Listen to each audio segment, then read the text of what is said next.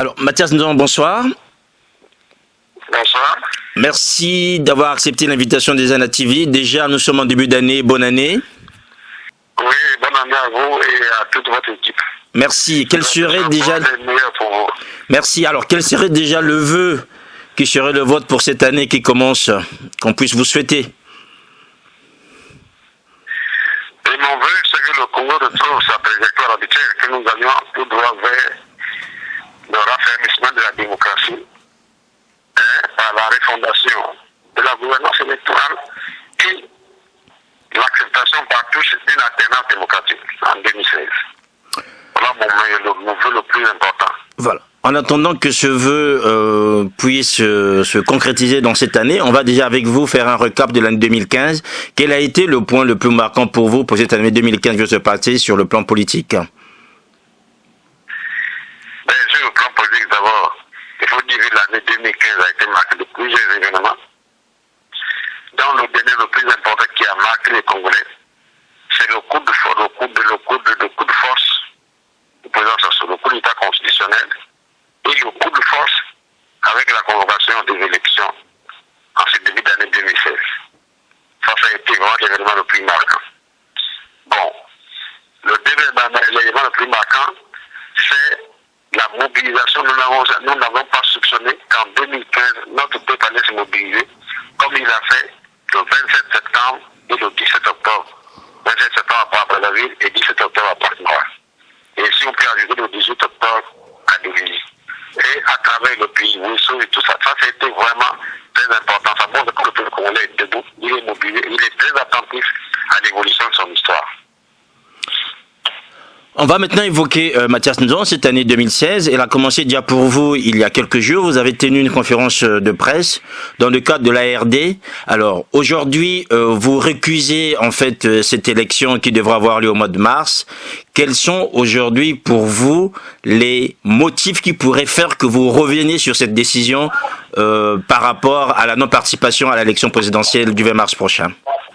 Bon, en fait, je voudrais vous dire que la conférence de presse, c'était le collectif. C'était l'ARD, c'est le collectif. C'est vrai. Qui a tenu la conférence de presse. Il n'y a strictement aucun motif qui nous fasse revenir sur notre position. Notre position est fondée sur le droit, est fondée sur la logique, est fondée sur le respect de soi et la crédibilité, ainsi que le respect de notre peuple. Vous vous rendez compte, nous avons créé le FOCAD, d'abord le mouvement citoyen. Après le mouvement citoyen, nous avons créé le FOCAD pour la défense de l'ordre constitutionnel et l'alternance démocratique en 2016. Nous nous sommes battus pour cela. Il y a eu des morts, n'oubliez pas les morts du 20 octobre. Plus de 26 morts le 20 octobre, plus de 70 blessés graves et de nombreuses arrestations de nos militants pour ce combat. Et lorsque Denis Sassou Nguesso a convoqué son référendum, nous avons dit ça ne nous intéresse pas, nous avons appelé le peuple congolais à boycotter. Au-delà des chiffres fantaisistes publiés par le ministre de l'Intérieur, la participation n'a pas excédé plus de 0,5%. Et malgré ça, il a promulgué une constitution qui n'a pas été votée par le peuple congolais. Parce que la question qui a été posée au Congolais, c'est voulez-vous, oui ou non, changer de constitution? Et après ça postule un deuxième référendum sur le texte constitutionnel. Ça n'a pas eu lieu et on a promulgué une constitution. Et nous avons dit que cette constitution était nulle et de nul effet. Mais après avoir fait tout ça, déclaré tout ça, appelé notre peuple à boycotter, à s'opposer, à aller aux élections, c'est droit à donner Sassou Nguesso lui donner un tapis rouge. C'est non seulement nous décisions, ensuite nous validons une constitution qui n'a pas été votée par le peuple congolais et qui consacre l'impunité et le crime dans notre pays. Alors on ne peut pas revenir sur ça. C'est une grave trahison, c'est un renoncement même à la cause que nous défendons. Voilà le problème. Donc nous ne reviendrons pas sur ça. C'est la raison pour laquelle nous avons refusé d'aller à cette fameuse convention qui apparaît comme un amusement et qui avait pour objectif d'aller discuter des candidatures à la prochaine élection qui ne nous intéresse pas du tout. Pour nous, le problème aujourd'hui, c'est comment faire pour arrêter de les Sassou Nguesso et que cette élection n'ait pas lieu du tout. Voilà la position juste. C'est celle de notre peuple. Il n'y a pas une autre. Alors, il y a aussi une autre position qui est aujourd'hui plus ou moins discutée, c'est cette fameuse convention que vous avez évoquée, qui a débuté hier, qui continue aujourd'hui, peut-être qui finira d'ici dimanche, organisée par l'IDC Frocade, afin de donner une position claire. Visiblement, vous n'attendez rien de cette convention, en fait. Nous n'attendons rien, nous étions contre la tenue de cette convention parce qu'elle était sans objet. On ne peut pas aller à une convention pour dire nous avons aux élections. Pour voir quelle décision prendre. Avant de prendre cette décision, chaque plateforme doit former d'abord sa propre position. Quelle est la position du FORCAD? Nous n'avons jamais discuté de ça. Quelle est la position de l'IDC? L'IDC, c'est une plateforme qui est dirigée par les gens du PCT. Donc, que l'IDC dit va aller à l'élection, ça ne nous étonne pas. Le président de l'IDC est membre du comité central du PCT, député du PCT. Bon, je dis ça, ça ne nous surprend pas du tout. Mais nous, au niveau du FORCAD, non. Nous n'avons jamais discuté pour former la position du FORCAD pour dire si on va ou non à l'élection présidentielle. De toute façon, la décision, elle se décline de soi. Nous ne pouvons pas aller parce que tout notre combat était fondé sur le respect de l'ordre constitutionnel, la démarche démocratique en 2016. Et ces élections sont le contraire de ce combat-là. Alors on ne peut pas vouloir une chose et son contraire, c'est impossible. On ne peut pas revenir sur ça. C'est pour ça que nous avons décidé au niveau du collectif. Le collectif qui a déjà pris position clairement que tous les partis du collectif aucun n'ira aux élections. Parce que notre ligne est très claire. Tout ce que nous voulons, c'est empêcher ces élections pour permettre de remettre l'ordre dans notre pays. Et pas aller nous amuser pour dire oui ou non, on doit avoir les élections. Mais ça, c'est vraiment, ça devient ridicule. On ne va pas se ridiculiser au niveau de l'opinion internationale, l'opinion nationale. On est comme des hommes connus, on peut le faire. Mathias Nzon, est-ce que vous ne craignez pas aujourd'hui, on parle d'une position assez fragile, que votre position qui est aujourd'hui connue et clamée tout haut puisse donner en fait des éléments à d'autres membres de l'opposition pour dire que désormais chacun prendra sa route et à ce moment-là peut-être éclater cette union de l'opposition qu'on a vue durant les événements d'octobre ou encore après? Écoutez, vous ignorez que l'opposition c'est d'abord le FORCAD. Vous comprenez? Oui. L'opposition c'est le FORCAD. Maintenant, les gens qui sont venus à la mouvance présenter que nous avons réunis sur le fait qu'on ne doit pas changer la constitution, ça, mon vieux, qui fassent d'abord leurs efforts et qui se débarrassent, qui quittent réellement la mouvance présidentielle. Nous attendons cela. Ils n'ont pas encore quitté. Donc, l'opposition, c'est le FORCAD. Au moment où je vous parle là, malgré toutes ces tribulations, demain, il y a une réunion élargie aux responsables de plateforme de la coordination du FORCAD. Bon, on ne va pas donner l'autre jour, mais cette réunion se tiendra demain, nous y serons. Donc pour l'instant, nous sommes là, le FORCAD y est. Et nous débattons pour former la position définitive du FORCAD. Et pour nous, la position définitive ne se discute pas. C'est ne pas aller à ces élections et tout mettre en œuvre pour qu'elle n'ait pas lieu. Nous avons proposé une solution à notre conférence, vous avez lu. Nous avons proposé une proposition Tout à fait. Qui est la position la plus optimale, la position idéale pour le Congo. Il n'y en a pas une autre. Si quelqu'un vous propose une autre solution, alors c'est la farce.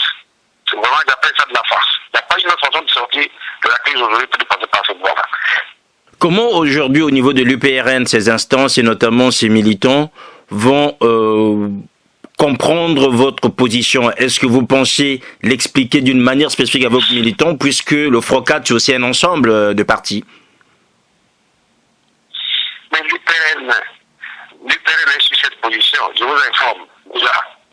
Demain, 9, ici, il y a l'Assemblée générale sous forme de pôle fédéral de tous les militants UPRN de Brazzaville, les militants de tous les arrondissements de Brazzaville.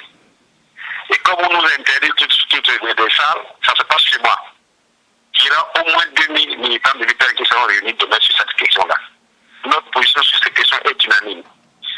Le 17, pour la semaine prochaine, il y a la fête des militants de l'UPRN à Pointe-Noire. La position est la même, elle est très connue. Le 19, à grand moment, il y aura la même chose. Et nous allons continuer à délivrer une cahier, nous sommes partout, pour que nos militants réaffirment clairement face à la nation la position qui est la nôtre. Et nous adresserons pendant, nous ferons de sorte que beaucoup de partis nous rejoignent, notamment ceux du collectif sont déjà avec nous. Et que les autres partis qui ne sont pas au collectif nous rejoignent. Et ça, c'est la position de l'ARD. Hein. C'est l'UPRL, l'ARD, le collectif. Et c'est un parti du FOCAD. Vous avez évoqué tout à l'heure, Mathias Nzon, des arrestations. En avez-vous fait un bilan aujourd'hui? Où est-ce qu'on en est des hommes arrêtés? Est-ce que vous arrivez à avoir de leurs nouvelles? Comment ça se passe? Bon, il faut dire que la gestion de nos gars arrêtés n'était pas optimale. Moi, j'ai eu l'impression que chacun s'est occupé des siens.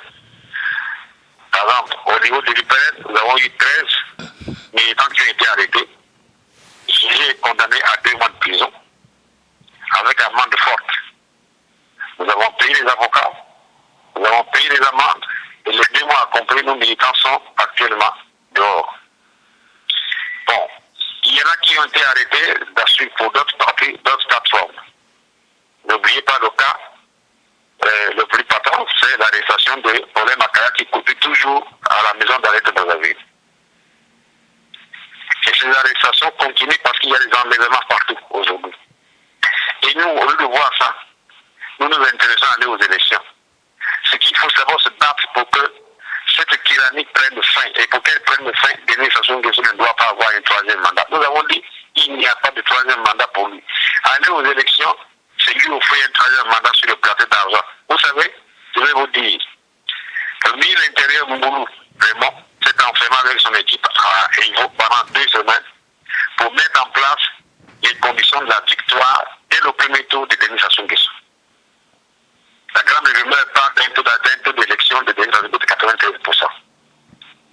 Et ici, à Brazzaville, ils se réunissent entre eux pour concocter la fameuse commission électorale indépendante, tout ça. Mais en réalité, c'est le ministre de l'Intérieur et la direction générale des élections qui va continuer à organiser les élections. Mais dans ces conditions-là, si on ne peut pas suivre Denis Sassou Nguesso, ça veut dire qu'il a perdu les conditions de l'élection. Et comme il le dit toujours, hein, il n'organise pas pour perdre. Si vous avez lu le décret qui convoque les élections, qui ne parle que d'un seul tour de presse, il n'y a pas un 2e tour. Donc, il a assuré de gagner dès le premier tour.